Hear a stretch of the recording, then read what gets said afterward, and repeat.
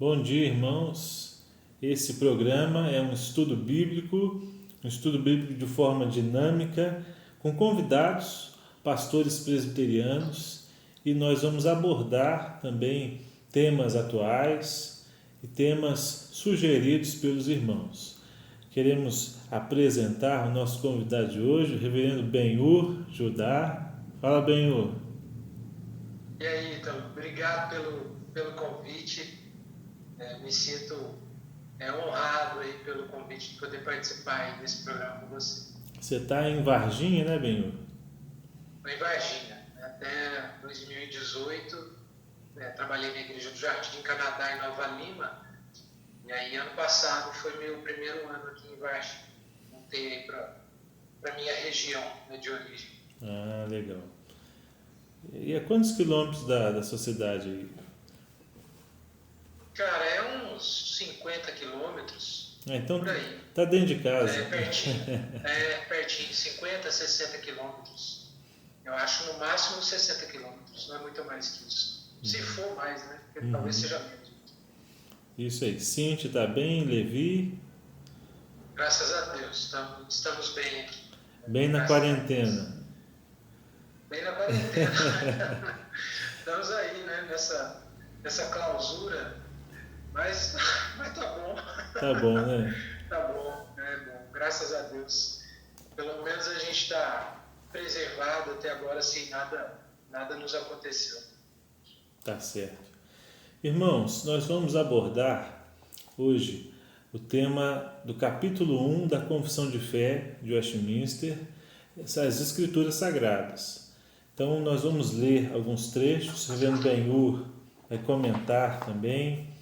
O texto básico inicial de hoje é 2 Timóteo, capítulo 3, do versículo 14 até o 17, e diz assim: Tu, porém, permanece naquilo que aprendeste, de que foste inteirado, sabendo de quem o aprendeste, e que desde a infância sabes as sagradas letras, que podem tornar-te sábio para a salvação pela fé em Cristo Jesus.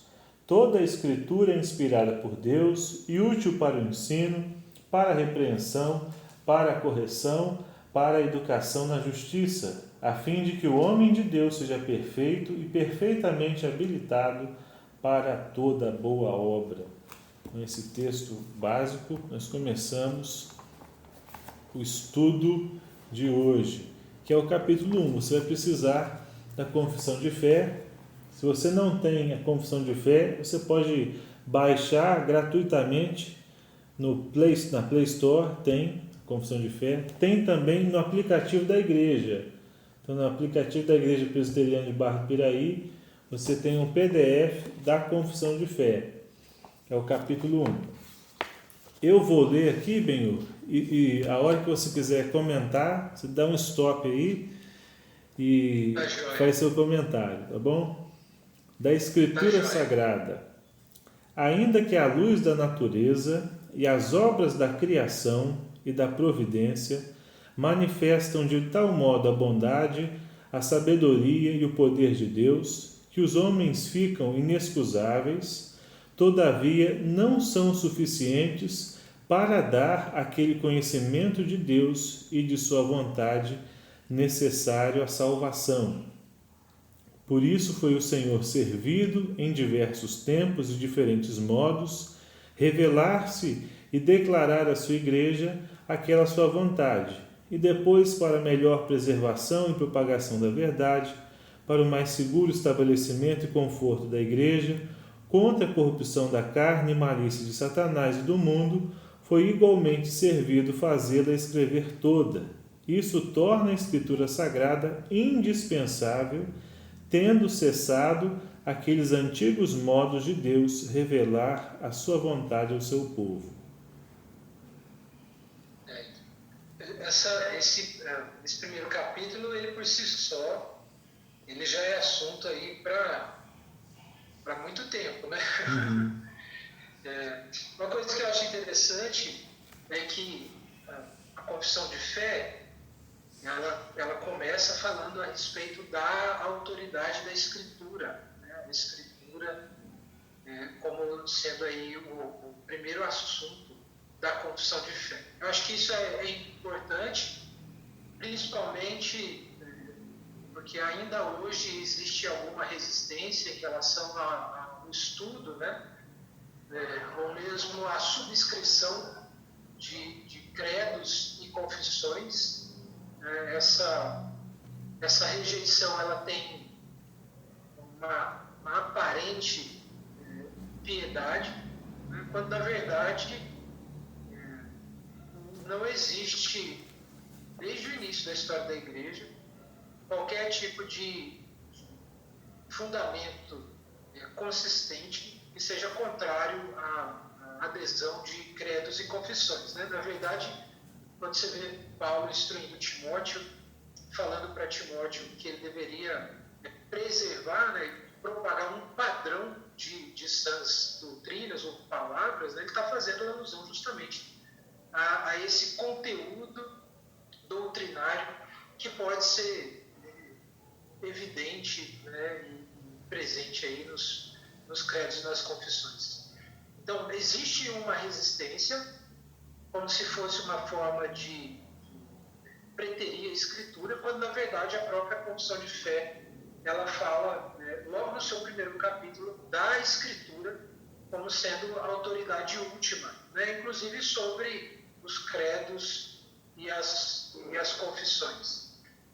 Agora, um ponto importante, então, eu vou falando aqui, se você quiser me interromper, você me interrompe também. Tá bom. É que quando a gente olha para esse primeiro capítulo, né, e o primeiro parágrafo, ele parte do princípio de que a Bíblia ela é palavra de Deus, né, de que ela é revelada, de que ela toda é palavra de Deus. Então, a confissão ela não está aqui preocupada, né, por assim dizer, em provar que a Escritura é palavra de Deus ou não.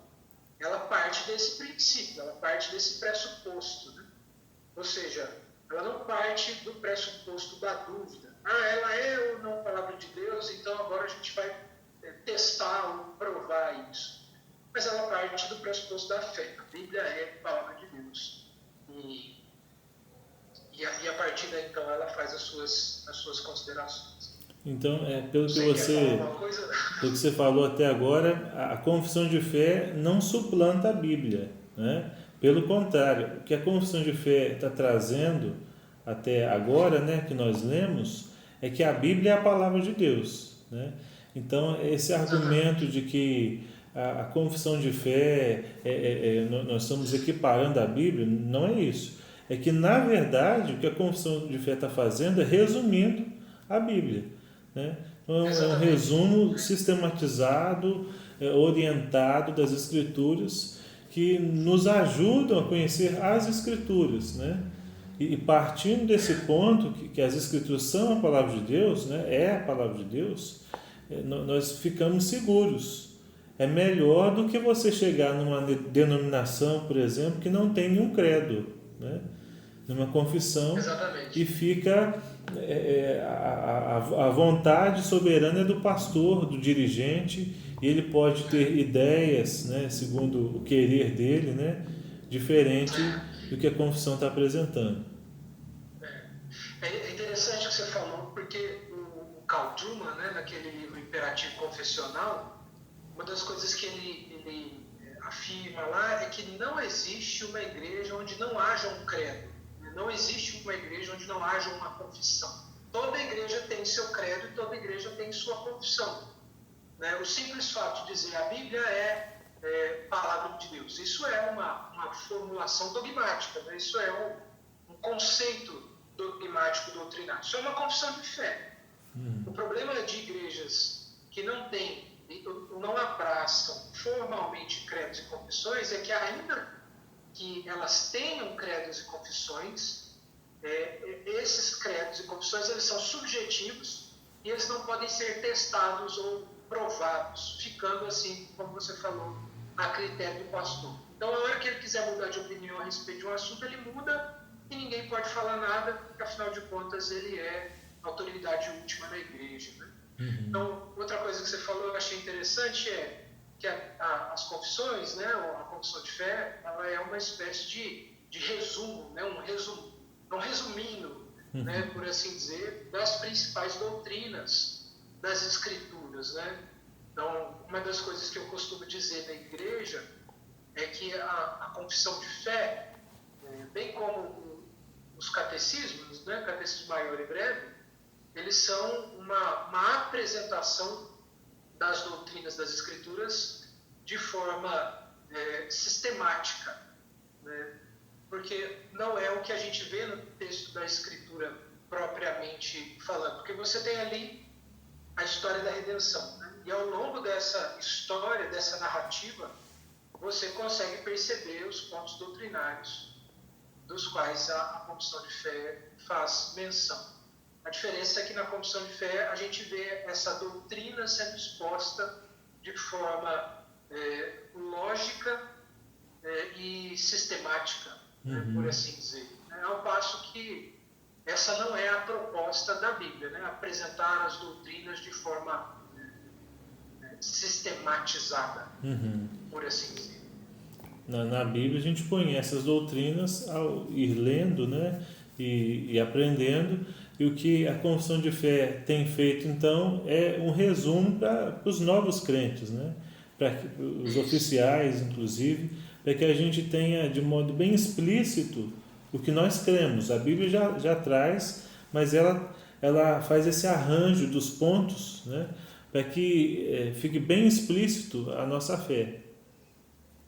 É isso aí. Agora, em relação ao primeiro, acho que é interessante esse panorama, né, geral em relação à nossa compreensão a respeito do uso, né, de credos e confissões, mostrando que a própria confissão ela começa com a Escritura, mostrando que a Escritura é a autoridade última, né, sobre a doutrina. E aí é interessante que, como eu falei, né, só esse primeiro parágrafo ele já dá discussão assim para muita coisa, né? A gente pode dizer assim que a gente gastaria pelo menos umas 5 aulas de escola dominical, né, discutindo só esse primeiro parágrafo, porque ele fala sobre essa revelação, né? Começa falando a respeito do fato de Deus ter se revelado a nós. Ele começa com isso, falando de Deus como um Deus que se revela, né? Ele se dá a conhecer, e ela fala dessa revelação pelo menos de duas maneiras, inicialmente falando que Deus se revela por meio da sua criação, aquilo que a confissão vai chamar de revelação geral, e fala que Deus se dá a conhecer também através da revelação especial. A revelação geral a gente entende que é a obra da criação, aquilo que Deus fez, né? E por revelação especial a gente entende que a confissão está falando especialmente a respeito da Escritura. E bem, aqui nas referências, né, você tem o Salmo 19, e ele, na primeira parte, né, do versículo 1 ao 6, né, vai falar sobre a revelação geral, Salmo 19. E na segunda parte do Salmo 19, fala sobre a lei de Deus, né? Então, olha só que maravilha, né? Só nesse Salmo nós já temos a base bíblica do primeiro ponto da confissão de fé aqui no primeiro artigo. E ele traz outros textos, né, base, e é sempre bom a gente lembrar, pessoal que está em casa, né, que tem a confissão de fé, que esses textos que vocês estão vendo aí, as referências, na verdade, o que os irmãos de Westminster lá fizeram foi resumir esses textos todos numa sentença, né? Então, é puramente Bíblia que nós estamos vendo aqui. É uma exposição bíblica, né? É uma exposição bíblica. A confissão de fé é uma exposição bíblica, exatamente. Agora, então, é interessante que a confissão, ela falando a respeito desses diferentes modos, né, de Deus se revelar, quando fala a respeito da revelação geral, ela mostra que o propósito dessa revelação não é a salvação do homem propriamente dita, né? Então, o propósito de Deus em se revelar nas obras criadas, naquilo que ele fez, é manifestar a sua própria glória sobre tudo isso. Deus revela a sua glória nas coisas que ele fez, nas coisas que ele criou. Mas quando a gente vai lá para o texto de Romanos, né, que mostra que por causa da manifestação da glória de Deus nas coisas que ele criou, a revelação geral, ela também serve para condenar o homem que rejeita a revelação especial. Então, o homem não pode olhar para o sol, né, por exemplo, e ter convicção, consciência da sua condição de pecador diante de Deus. Ele pode olhar para o sol e dizer que existe um Deus que é o Criador de todas as coisas, né, mas ele não pode chegar a convicção ou consciência a respeito dessa sua condição como pecador diante de Deus. Ele precisa de uma revelação especial para isso, né? E essa revelação especial é a sua própria palavra, né? É a lei, né? É a escritura, né? Como o Salmo 19 faz referência, né? Como você disse. Tem até gente que pergunta, né?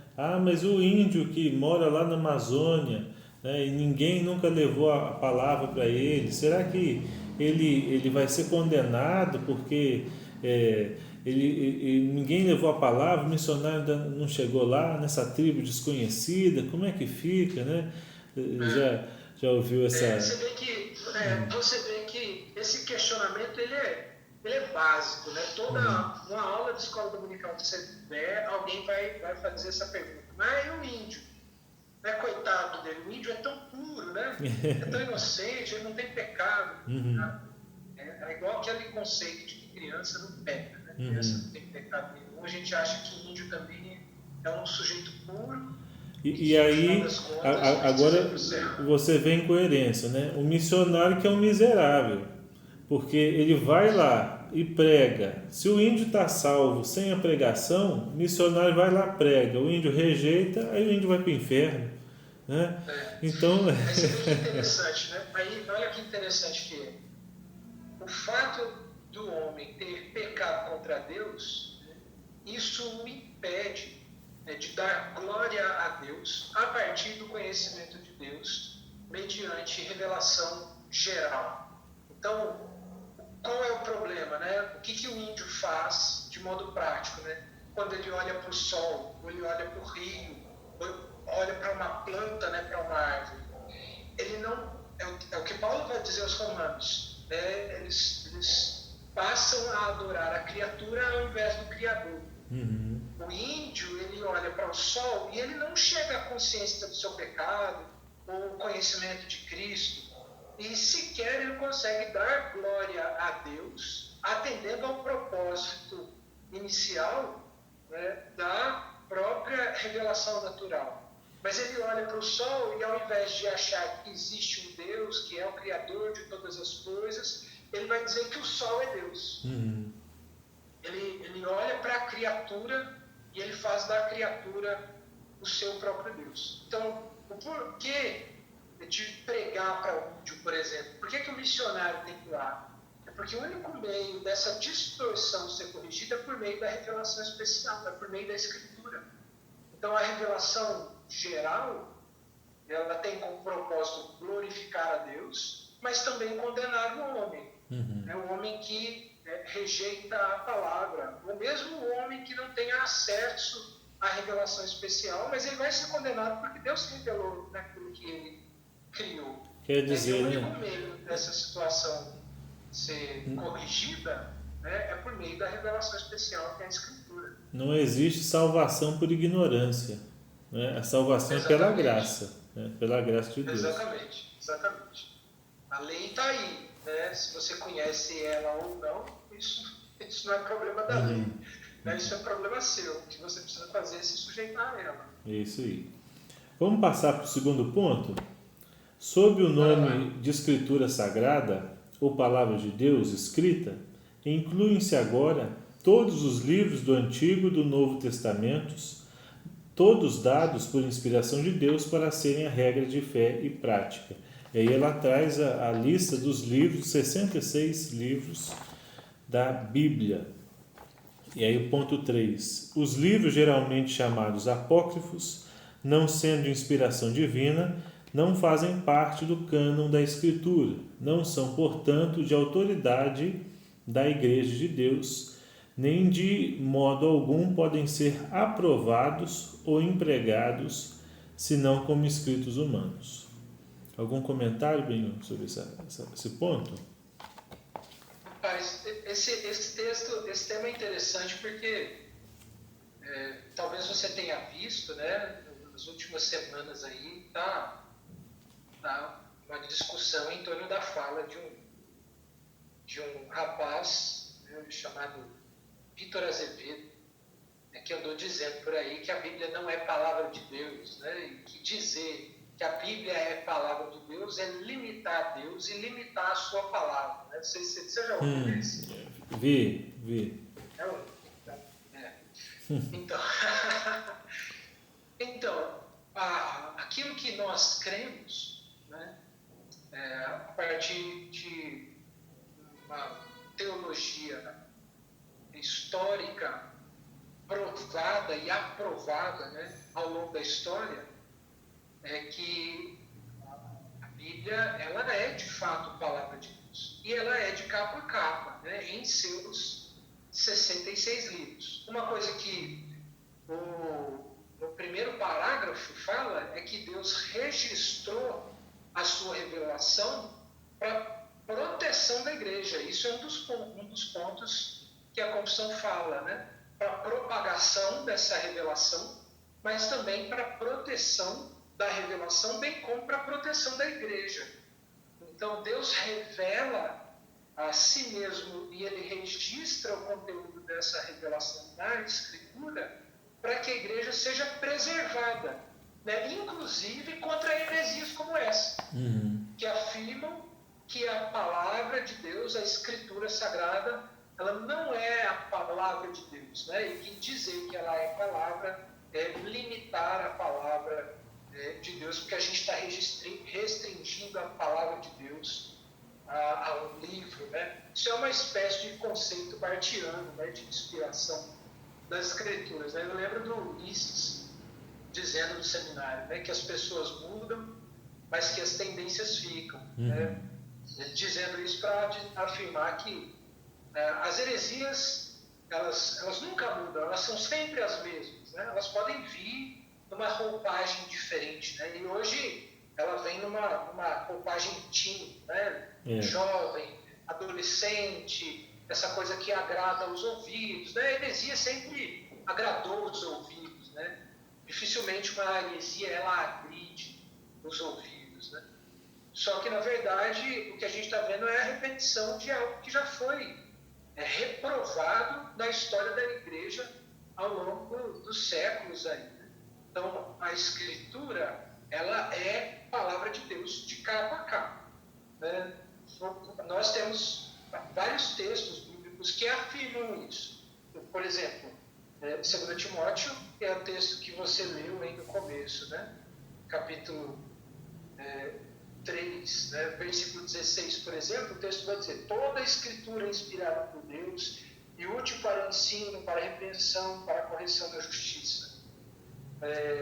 Outro texto, só um minutinho, então minha bateria está acabando, eu vou com Beleza.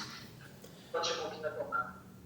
Aí, problema corrigido. Resolvi. Outro texto que a gente vê é quando Pedro escreve sua segunda carta, dos versos 19 até o versículo 21.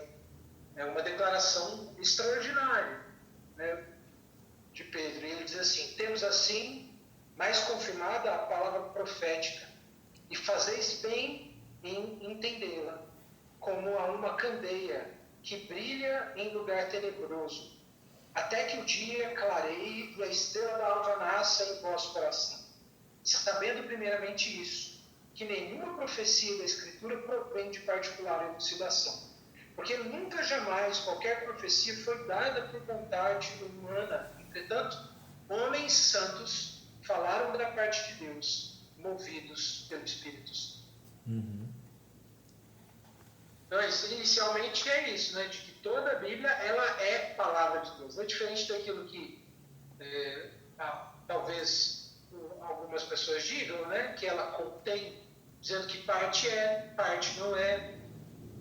Nós entendemos o contrário. Ela é palavra de Deus. Toda ela é palavra de Deus. E não há palavra de Deus à parte da Escritura. Esse ponto que você falou é muito importante, né? Então, a palavra de Deus é a Bíblia. Deus se revela, então, de outras formas, por meio de sonhos, ou uma visão, ou uma revelação especial, assim, alguém chega e fala para você, olha, eu tenho a palavra de Deus para você. E essa parte, como é que fica?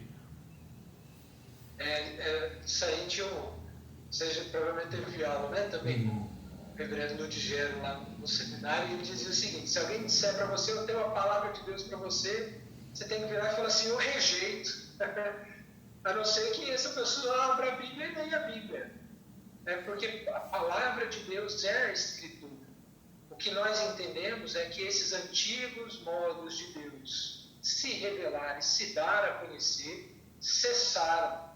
Um texto clássico para a gente entender isso é o texto de Gálatas, né? No início do texto de Gálatas, capítulo 1, versículo 8, onde o apóstolo Paulo ele vai dizer que ainda que o anjo dos céus trouxer uma palavra que vá além daquela que eles haviam pregado, que seja amaldiçoado, que seja anátema. É interessante que Paulo está dizendo o seguinte: ele está nesse texto combatendo judaizantes que estavam acrescentando supostas verdades à mensagem do Evangelho.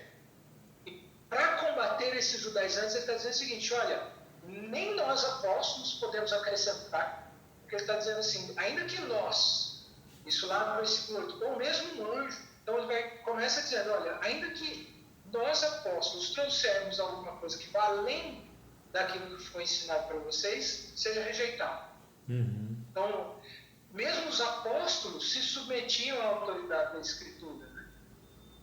Outra coisa que ele fala, não, se vier um anjo aparecendo na teofania, de forma extraordinária, apareceu para você aqui agora e te falou alguma coisa, tem que rejeitar, porque a palavra de Deus, ela se restringe aos 66 livros das Escrituras. Então, para ser objetivo, de forma objetiva, então, Deus continua falando hoje por meio de sonhos e visões? Não, Deus fala por meio da sua palavra revelada. E tem gente que fala, né, eu quero ouvir a voz de Deus. Aí a resposta, então, leia a Bíblia. Não, quero ouvir em voz alta. Então, leia em voz alta, né? Esse eu acho que o Heber Júnior que falou sobre isso. Vamos para o ponto 5, a autoridade da Escritura. Nós já estamos comentando sobre isso, né?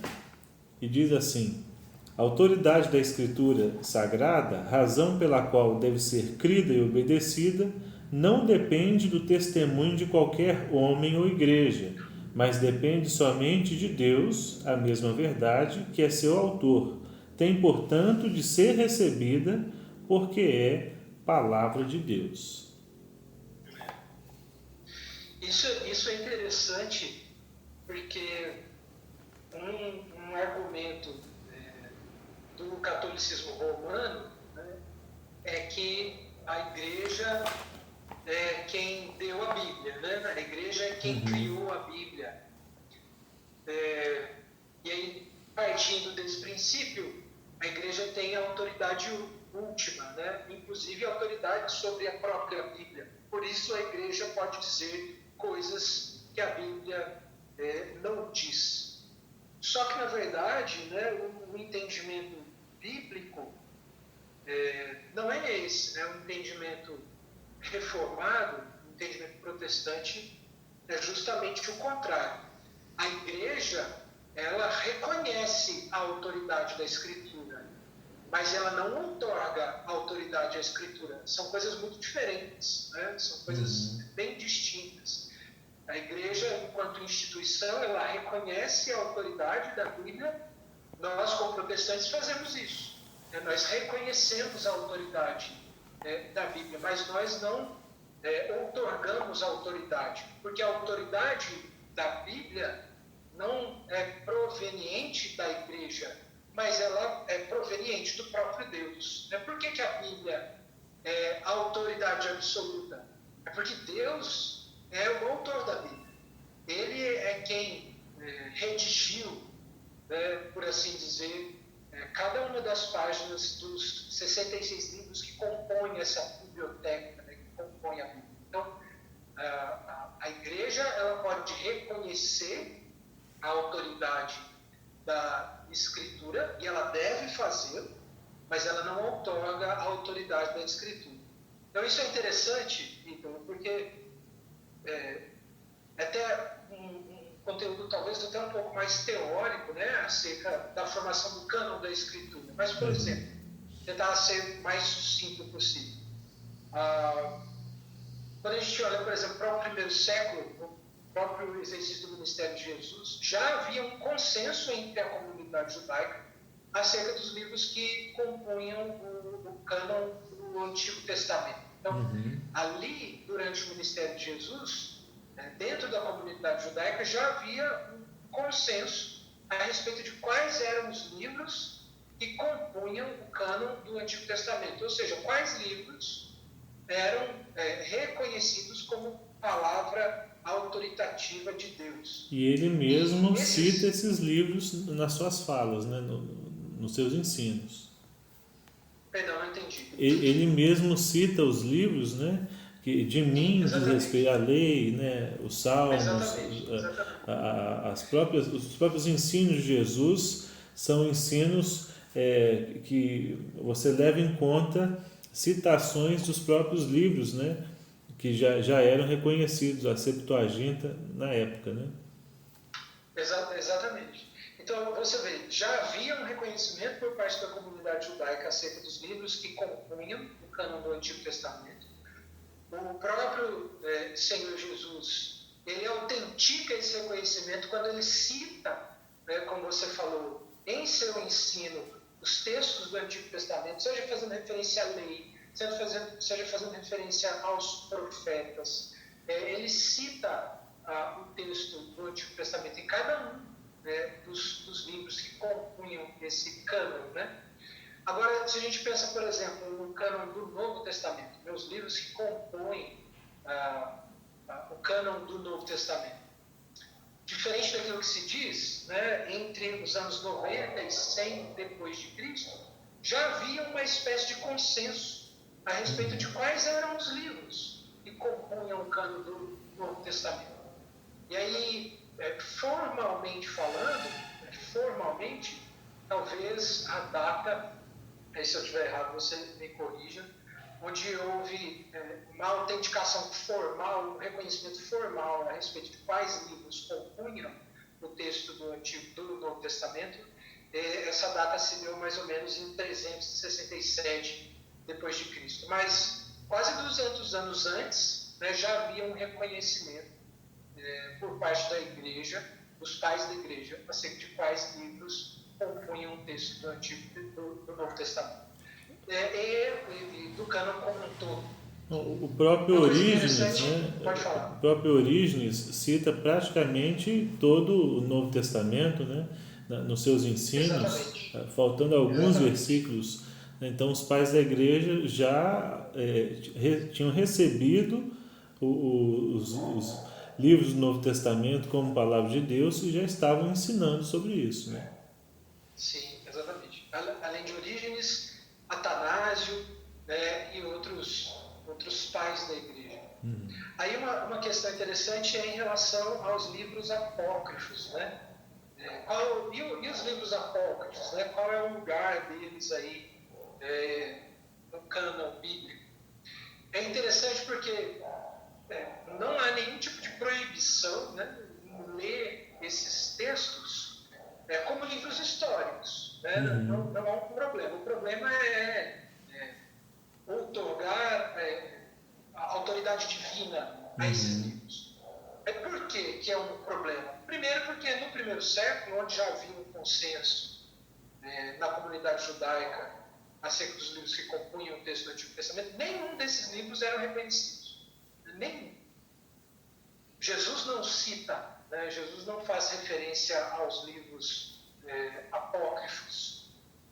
E também, né, a própria Igreja Católica não reconheceu esses livros como sendo autoritativos ou inspirados como parte do cânon, a não ser em 1546, na data do Concílio de Trento. E ali a gente sabe bem que essa iniciativa ela tinha como intuito uma espécie de frear o avanço do protestantismo por conta da reforma protestante. Era ali a contra-reforma, né? Uma oposição à reforma protestante. E a pergunta que a gente faz é: por que não reconheceram até aquela data esses livros? Por que só reconheceram nesse período, né? Como era a forma, né, o método deles de dizer assim: os protestantes estão errados, né? Porque a Bíblia deles é incompleta. Só que até aquela data nem eles haviam reconhecido esses livros como parte aí do cânon bíblico. Isso aí. Vamos passar para o próximo ponto?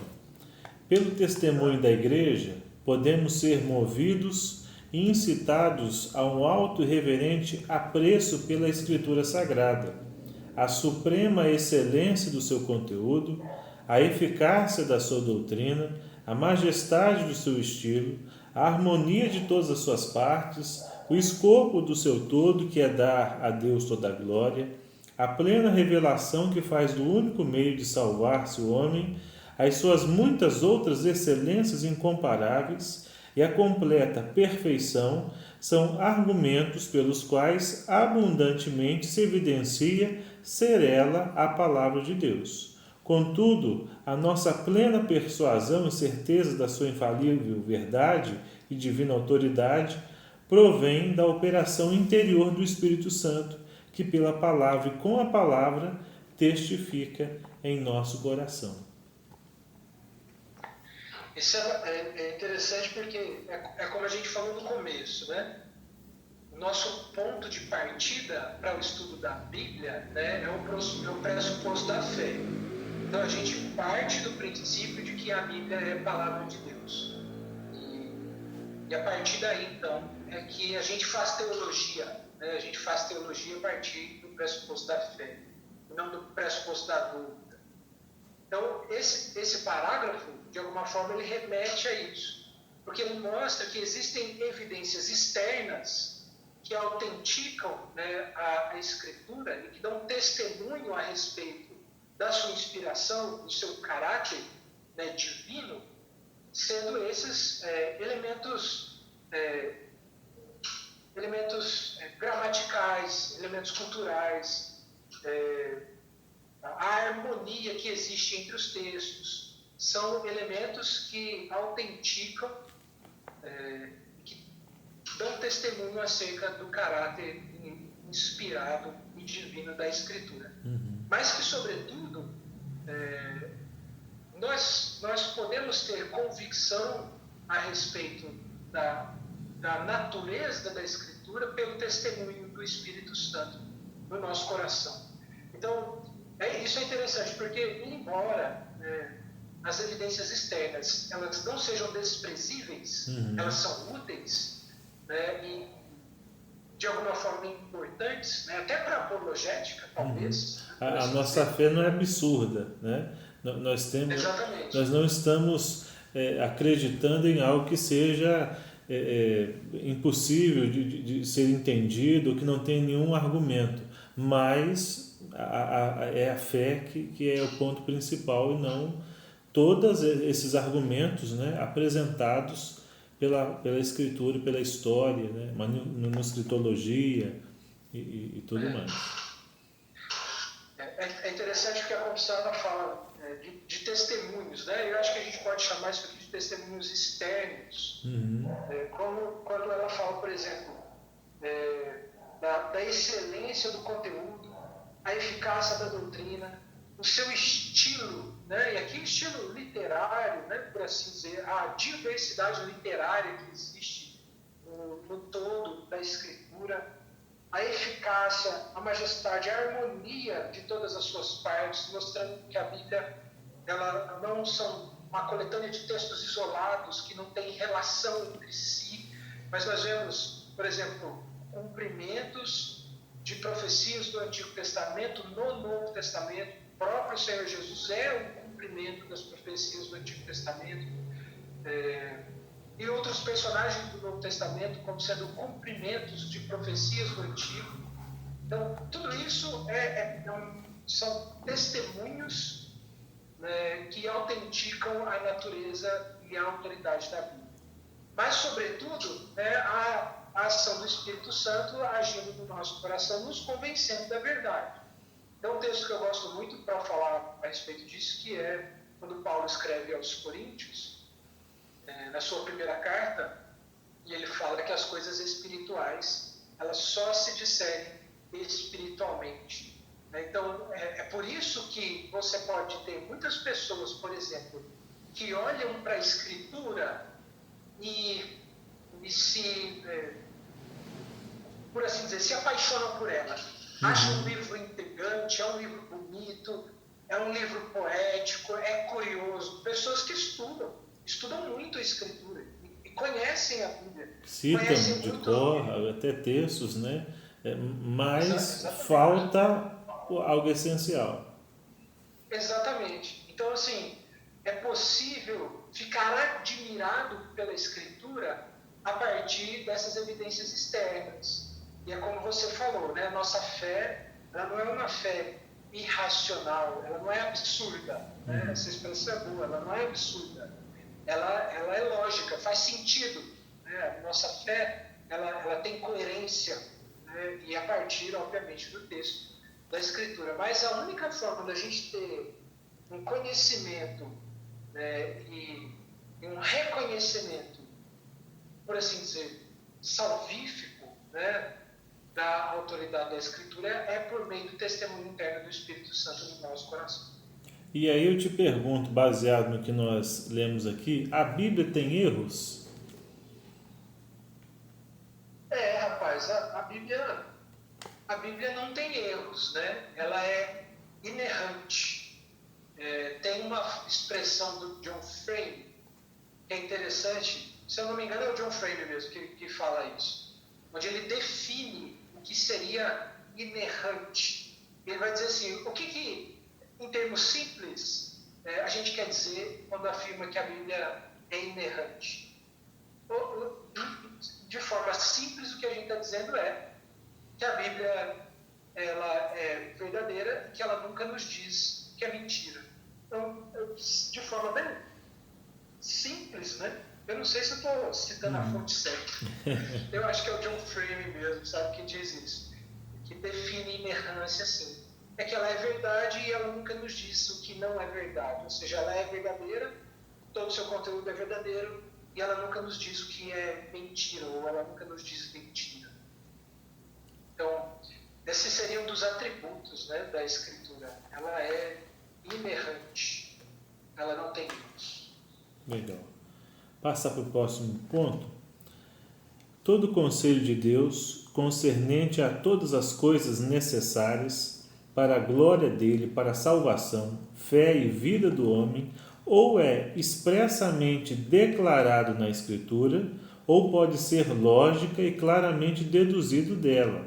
A Escritura nada se acrescentará em tempo algum, nem por novas revelações do Espírito, nem por tradição dos homens. Reconhecemos, entretanto, ser necessária a íntima iluminação do Espírito de Deus, para a salvadora compreensão das coisas reveladas na palavra, e que há algumas circunstâncias quanto ao culto de Deus e ao governo da Igreja, comuns às ações e sociedades humanas, as quais têm de ser ordenadas pela luz da natureza e pela prudência cristã, segundo as regras da palavra, que sempre devem ser observadas. Então quer dizer que tudo que nós precisamos está na Escritura. É isso aí. A gente falou antes de inerrância, né? E eu até falei aqui que a inerrância é um dos atributos das Escrituras, né? E a gente pode falar de outro, né, atributo da Escritura, que é a sua suficiência, né, como você falou, né, ela e aquilo que a confissão diz, ela é inerrante, ela não contém erros, e ela é suficiente. E por suficiente, a gente está dizendo que nós não precisamos de mais nada, além das Escrituras, para entender ou conhecer qual é a vontade de Deus para a nossa vida. Nós não precisamos de mais nada e precisamos, inclusive, recorrer à Escritura para saber, por exemplo, como que Deus quer ser adorado. Questões relativas ao culto, né? Como você citou a própria confissão, falando de circunstâncias de culto e governo da igreja. Como que a igreja deve ser dirigida? Como que a igreja deve ser governada? Quais são os princípios? Quais são as regras de gestão da igreja, por assim dizer? Tudo está na Escritura. Uma pergunta boa que as pessoas normalmente fazem é a seguinte: qual é a vontade de Deus para a minha vida? As pessoas estão correndo atrás da vontade de Deus para a vida delas, sendo que essa vontade de Deus para a vida delas está revelada de forma propositiva, né, proposicional, nos 66 livros das Escrituras. Então, isso até de forma prática, eu acho que uma coisa interessante da gente dizer é que as pessoas estão buscando a vontade de Deus para a vida delas a parte das Escrituras. Então, se elas ainda não entenderam qual é a vontade de Deus para a vida delas, é porque elas ainda não entenderam que a Bíblia é a revelação dessa vontade, ou mesmo, e talvez pior, talvez sequer as pessoas estejam lendo as Escrituras. E aí a necessidade das Escrituras, né? Há uma visão secular, né, no meio do povo de Deus, né, onde eles querem receber as respostas para a vida deles, mas apenas que o pastor dê a resposta, ou o pregador, ou um presbítero, mas não há um interesse, às vezes, por parte de muitos crentes, nas Escrituras, né? E aí, essa é até uma pergunta, uma boa pergunta, né? Se não há interesse em conhecer as Escrituras, né, o que está faltando? Né? Será que a visão das Escrituras está correta da parte das pessoas, né, que confessam crer em Jesus, em Deus, nas Escrituras? Será que é isso? É falta de entendimento sobre essa visão das Escrituras, sobre o que né, o que são as Escrituras Sagradas para nós? E essa é uma boa pergunta, né? Então, eu acho que a falta de interesse de conhecer a Bíblia ou de estudar a Bíblia, bom, inicialmente isso é fruto do pecado do homem. Inicialmente. Por que eu não tenho prazer na lei de Deus? Por que eu não tenho prazer em ler as Escrituras ou em buscar conhecimento de Deus a partir das Escrituras? Primeiro, é por conta do pecado. Segundo, eu acredito que é por uma falta de entendimento acerca do papel da Escritura na vida cristã. A gente sabe bem que a gente vive num contexto hoje em dia que a grande parte das igrejas evangélicas, por assim dizer, não tem a Bíblia como o centro das suas reuniões, do culto, da prática cristã.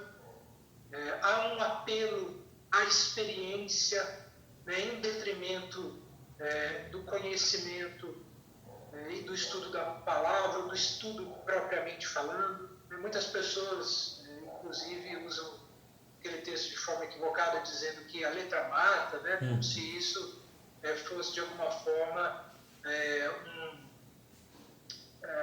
um argumento para que você não estude muito a Bíblia, né? Eu fui há algum tempo, esse ano, eu fui numa igreja onde eu vi um presbítero dizendo que a gente não tem que ficar preocupado com esse negócio. Ele pregando, estava substituindo o pastor. Ele disse que a gente não tem que ficar muito preocupado com esse negócio de conhecer a Bíblia de capa a capa, não. O que importa mesmo é obedecer a Deus. Mas eu vou obedecer o quê? Mas aí você vê assim, um líder né, da igreja dizendo um absurdo desse. Então, eu acho que falta um entendimento correto.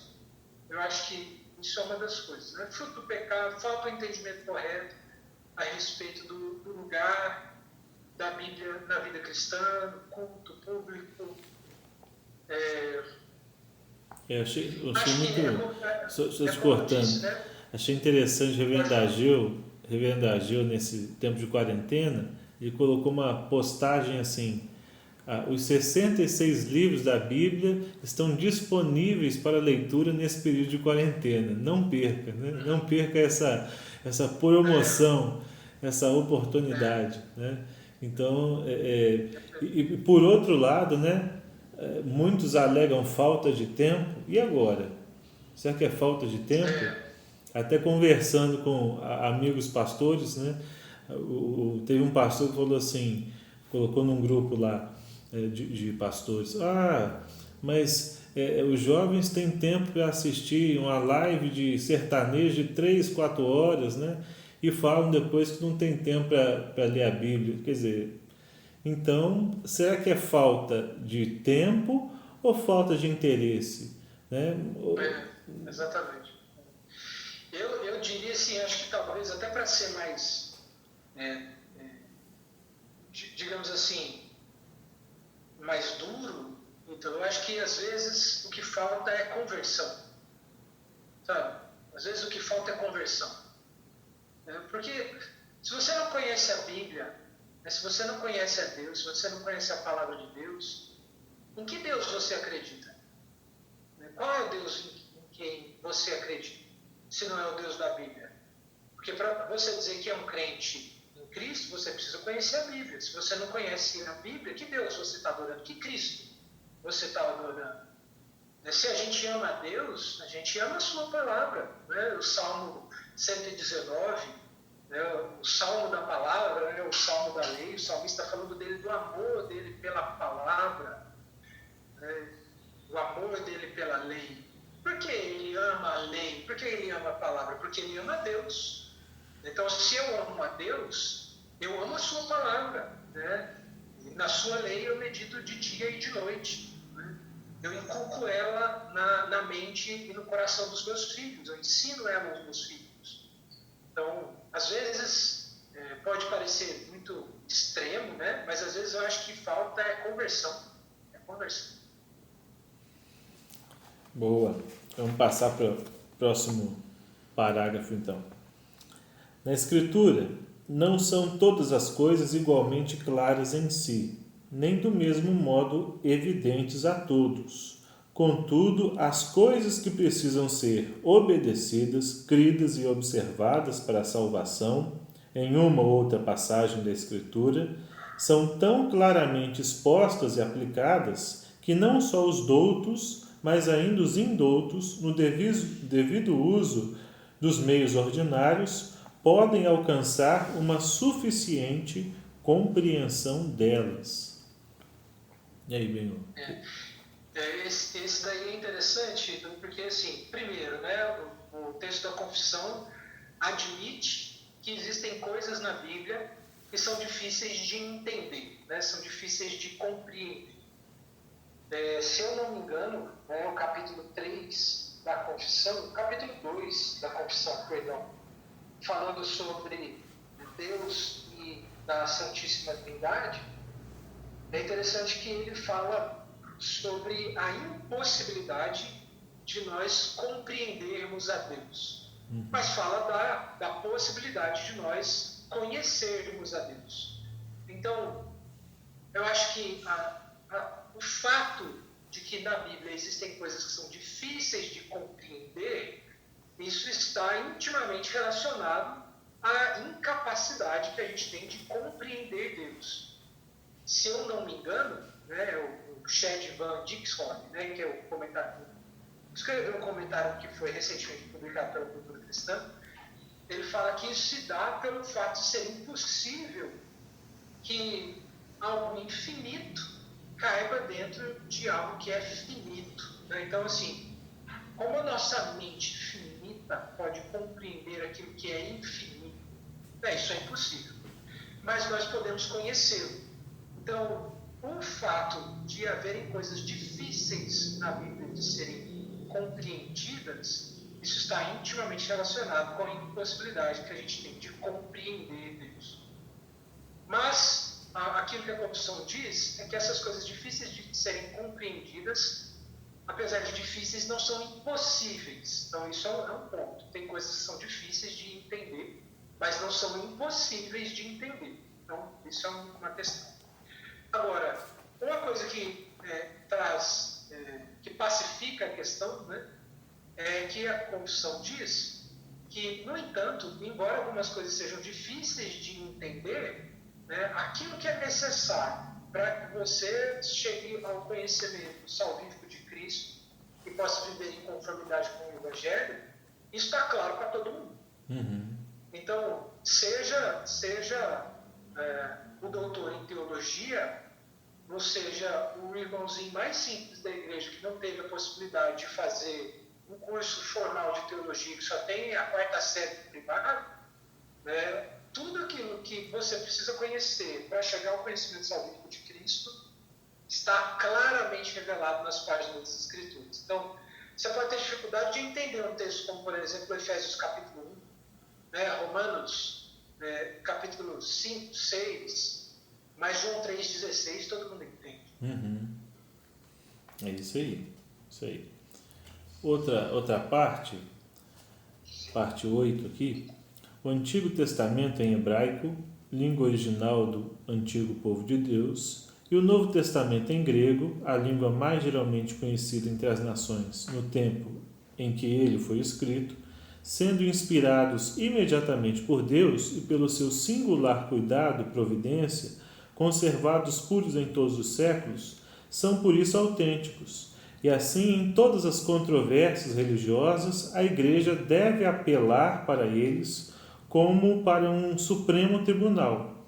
Mas não sendo essas línguas conhecidas por todo o povo de Deus, que tem direito e interesse nas Escrituras e que deve, no temor de Deus, lê-las e estudá-las, esses livros têm de ser traduzidos nas línguas vulgares de todas as nações aonde chegarem, a fim de que a palavra de Deus, permanecendo nelas abundantemente, adorem a Deus de modo aceitável e possuam a esperança pela paciência e conforto das Escrituras.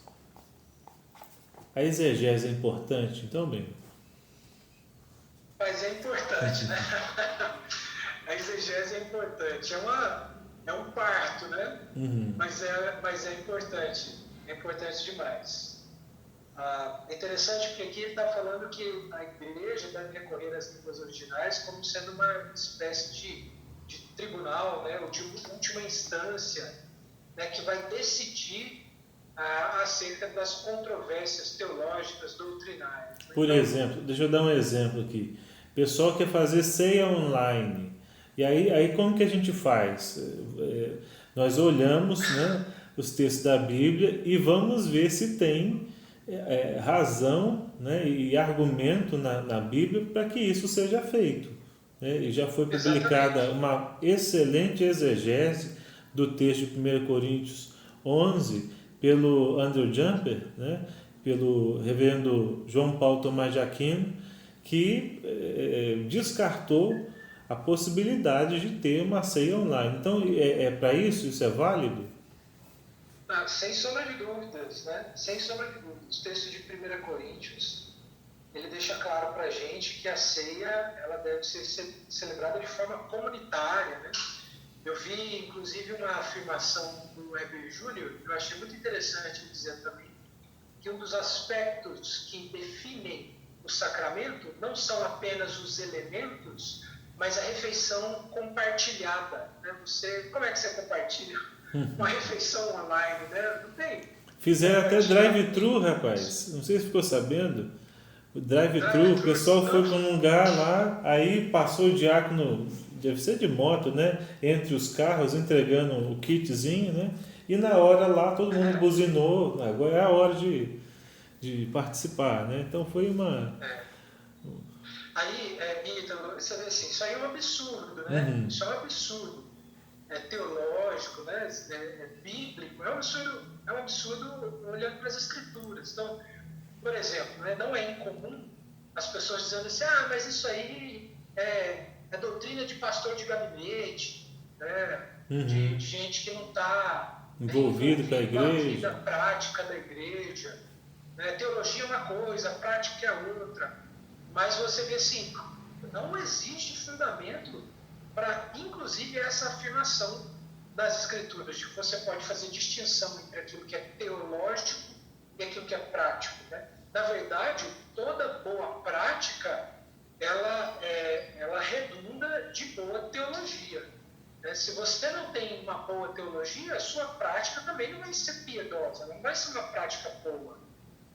Um ponto que eu acho que é interessante, ontem estava inclusive conversando com alguns irmãos da nossa igreja pelo Zoom também, e uma das coisas que a gente falou foi justamente sobre isso, mostrando que a doutrina ela é vital para uma prática piedosa, para uma prática coerente com as Escrituras. Então, de onde a gente tira isso da Bíblia? O texto de Efésios. Efésios, por exemplo, você vê um texto de 6 capítulos. Aí você vê o apóstolo Paulo nos 3 primeiros capítulos sobrecarregando a igreja de doutrina, de teologia. E só depois é que ele vai falar, por exemplo, de como o marido deve se relacionar com a esposa, de como a esposa deve se relacionar com o marido, de como deve ser a vida na igreja, de como o empregado deve se relacionar com o seu patrão, de como o patrão deve se relacionar com o seu empregado, sobre domínio próprio e coisas assim. Mas ele só fala disso depois de ter lançado uma base teológica consistente. Então, sem boa teologia, sem boa exegese da Escritura, é impossível ter uma prática cristã piedosa que redunde em edificação da igreja e na glória de Deus. Então, como que a igreja deve se portar, né, em tempos de crise como esses que nós temos vivido? A resposta para isso é olhando para a Escritura. E aquilo que a Bíblia não me autoriza a fazer, eu não faço. Eu vou sempre fazer só aquilo que a Bíblia me autoriza a fazer. Então a resposta não é porque é mais fácil, é prático, ou isso não tem nada a ver, né? É bíblico ou não é? Se é bíblico, a gente faz. Se não é bíblico, Exatamente. é descartável. A gente não faz, né? Aí sempre aquela questão assim, mas lá naquela cultura, né, vamos adequar a cultura. Não adequar a cultura é uma pinóia, né?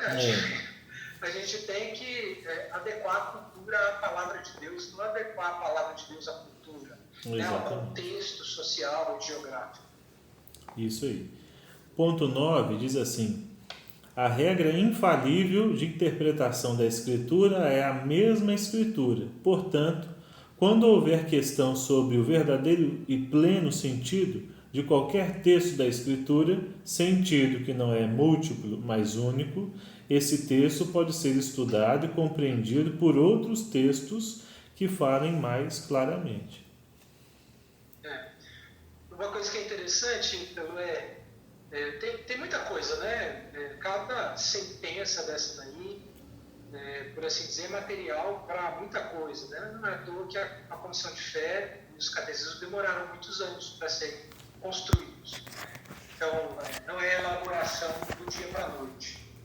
Então, a primeira coisa, né? Quando a gente pensa em interpretação bíblica, como que um pastor, a que ferramentas um pastor deve recorrer para preparar o seu sermão, a primeira coisa é que o pastor, o líder, o presbítero, né, os oficiais que são ordenados, devidamente qualificados para a pregação da palavra, por exemplo, no público, a primeira ferramenta a qual eles devem recorrer para interpretar as Escrituras é a própria Escritura. Então, a Bíblia lança luz sobre a própria Bíblia. Então, se eu estou lendo um texto e eu estou entendendo aquele texto de uma forma, eu preciso recorrer a outros textos bíblicos para confirmar se a minha interpretação daquela passagem está correta ou não. Um texto ele precisa fazer sentido, ou a interpretação de um texto precisa fazer sentido dentro do contexto bíblico como um todo. Ele não pode ser interpretado de forma isolada. A gente sempre precisa considerar o texto dentro do seu contexto, seja um contexto próximo ou um contexto mais amplo, considerando o livro especificamente que está sendo estudado, ou a Bíblia como um todo, né? Então, outra coisa, você vê assim, né, corrigindo as falácias do evangelicalismo brasileiro. Aquela coisa de cada texto tem um significado diferente para as pessoas que leem.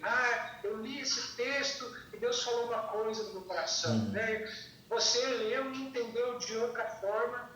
Cada um tem a sua verdade. Oi? Cada um tem a sua verdade, né? Né? Então, assim, isso é outra heresia, né? Eu li um texto, Deus falou uma coisa comigo, e ele falou outra coisa completamente diferente para outra pessoa, e essas duas pessoas estão certas, pensando coisas diferentes de um mesmo texto. Isso, logicamente falando, é impossível, né? Ou essas duas pessoas estão erradas, quando interpretam um único texto, o mesmo texto de uma forma diferente, ou uma delas está certa e a outra está errada. Né? As duas pessoas estarem certas, pensando coisas diferentes a respeito de uma mesma passagem bíblica, é um absurdo, né? Do ponto de vista lógico e teológico. Agora, o que a gente está dizendo com isso? É que todo texto bíblico ele tem um único sentido, ele tem uma grande ideia, né? Ele tem um único sentido, propriamente falando. Agora, é claro que em um texto que tem um único sentido, ele pode ter aplicações diferentes. Né? Você pode extrair aplicações diferentes de um único texto, né? De uma única passagem. Mas essas aplicações, elas precisam, obviamente, ser coerentes com o sentido daquela passagem. E que você falou aí, bem, eu lembrei até de um seminarista, iniciando o seminário, né? Ele foi pregar lá no retiro pré-acadêmico. Aí uma igreja convidou ele para pregar. Ele pregou as 5 pedras de Davi, né? E aí ele descobriu um sentido oculto ali por detrás de cada pedra, né? Daquele texto de Davi e Golias. Quer dizer, isso é completamente fora, né, do que a palavra de Deus quer nos dizer, né? Exatamente.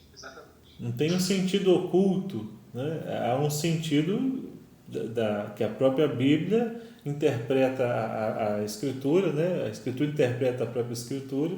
Então você não tem um sentido oculto nos textos, mas o sentido é claro, né? É óbvio. Exatamente. Próximo ponto aqui vai falar o juiz supremo pelo qual todas as controvérsias religiosas têm de ser determinadas e por quem serão examinados todos os decretos de concílios, todas as opiniões dos antigos escritores, todas as doutrinas de homens e opiniões particulares, o juiz supremo, em cuja sentença nos devemos firmar, não pode ser outro senão o Espírito Santo falando na Escritura. Até as opiniões particulares, então? Até as opiniões particulares. Né? Então você vê assim, interessante que na vida cristã, né, tanto nos conceitos teológicos, tanto na implicação desses conceitos para a vida prática, seja na vida pessoal ou na vida da igreja, toda a nossa prática, toda a nossa convicção, todas as nossas ideias, tudo isso precisa estar firmemente alicerçado na Escritura. Né? Então, na vida cristã não existe espaço para, eu acho que é assim, na minha opinião é assim, eu penso que é assim, eu não entendo dessa forma, não, eu entendo desse jeito. Né? Sem qualquer tipo de preocupação em fundamentar uma opinião pessoal à luz da Escritura. Né? Então, até nas suas opiniões particulares, né, nas suas ideias pessoais, né, a Bíblia ela é a autoridade última. Né? Não existe espaço para convicção, elaboração teológica ou implicação prática na vida do crente fora da Bíblia. Né? A Bíblia ela é o centro da vida cristã e da vida da igreja. Legal. Então nós encerramos o estudo do capítulo 1 da Confissão de Fé. Olha, Foi muito bom, viu? Em tempo recorde, é verdade, dá para a gente fazer vários estudos, né? Quero agradecer ao Reverendo Benhur por ter aceitado o nosso convite. Né? Deus abençoe a sua vida, a sua família, seu ministério. E no próximo estudo, se Deus quiser, nós continuaremos estudando a Confissão de Fé com outro convidado. Eu quero pedir para vocês que curtam o vídeo, ativem o sininho e se inscrevam no canal. Né? Eu anotei para não esquecer. Isso aí. Quer dar uma palavra de despedida do pessoal, Benhur? Algumas aplicações do que nós falamos? Irmãos, quem for nos ouvir, né, quem estiver nos ouvindo aí, agradeço, né, o tempo que vocês dedicaram e investiram assistindo esse vídeo. Espero que tenha sido útil para vocês e edificante. E, de modo muito prático, né, meu apelo é: leiam a Bíblia, né, se submetam à autoridade das Escrituras. Ela é, de fato, nossa regra de fé e prática. E na vida do crente, essa afirmação de que a Bíblia é a nossa regra de fé e prática, ela tem que ser muito mais do que um jargão evangélico. Tem que ser muito mais. Tem que ser uma verdade, né, aplicada, né, na nossa vida de forma integral. Né? Essa afirmação, ela tem que ser parte real, né, da nossa vida, seja da nossa vida dentro de casa, na nossa devoção pessoal e também na nossa devoção pública, no culto solene. A Bíblia que tem que ser a nossa regra de fé e prática. O desafio para nós será sempre a